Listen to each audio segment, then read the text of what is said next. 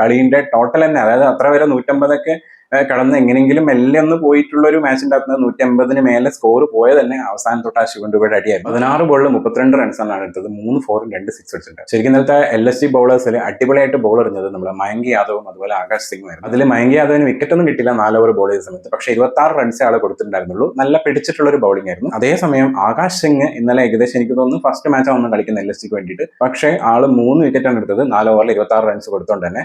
ആ 3 വിക്കറ്റ് എന്ന് പറയുന്നത് അത്രയും ഇമ്പോർട്ടന്റ് ആയിട്ടുള്ള വിക്കറ്റുകളാണ്. കാരണം സഞ്ജു സാംസൺ, ഋതുരാജ് ഗൈക്കോഡ്, അതുപോലെ ഉർവിൽ പട്ടേൽ, അതുപോലെ തന്നെ എപ്പോഴും കുഴപ്പമില്ലാത്ത രീതിയിൽ ബോൾ ചെയ്യുന്ന ഒരു നമ്മുടെ ബോളറാണ് മുഹമ്മദ് ഷമി. ആളുടെ ഒരു സീനിയോറിറ്റി എക്സ്പീരിയൻസ് എല്ലാം വെച്ചിട്ട് 4 ഓവറിൽ 41 റൺസ് എടുത്തിട്ട് ഒരു വിക്കറ്റാണ് ആൾ എടുത്തത്. ഇന്നലെ ശരിക്കും പ്രിൻസ് യാദവും ഷാബാസ് അഹമ്മദും കുറച്ച് എക്സ്പെൻസീവ് ആയിരുന്നു. അതിൽ പ്രിൻസ് യാദവിന് 4 ഓവറിൽ 49 റൺസാണ് കൊടുത്തത്. വിക്കറ്റ് ഒന്നും കിട്ടിയിട്ടുണ്ടായിരുന്നില്ല. കഴിഞ്ഞ മാച്ചസിലൊക്കെ അത്യാവശ്യം വിക്കറ്റുകളൊക്കെ എടുത്ത് ഓൾമോസ്റ്റ് പർപ്പിൾ ക്യാപ്പിലൊക്കെ കോമ്പറ്റീഷൻ ചെയ്യുന്ന ആളാണ്, പക്ഷെ ഇന്നലെ വിക്കറ്റ് കിട്ടിയില്ല. അതുപോലെ തന്നെ നമ്മുടെ ഷാബാസ് അഹമ്മദിന് ഇന്നലെ 4 ഓവറിൽ 45 റൺസാണ് കിട്ടിയത്.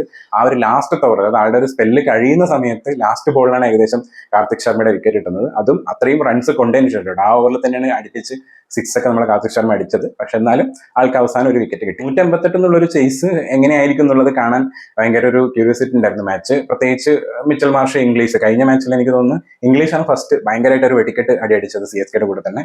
ഇന്നലെ പക്ഷെ നേരെ തിരിച്ചാണ് കേട്ടോ, മിച്ചൽ മാർഷർ എന്ന തടി ഉണ്ടായിരുന്നത്. പ്രത്യേകിച്ച് ഈ സീസണിൽ സെഞ്ചുറി ഒക്കെ അടിച്ച് 50s ഒക്കെ അടിച്ചിട്ട് നല്ല രീതിയിൽ ഓൾമോസ്റ്റ് ഓറഞ്ച് ക്യാപ്പിൽ നല്ലൊരു കോമ്പറ്റീറ്റർ ആണ് മിച്ചൽ മാർഷ്.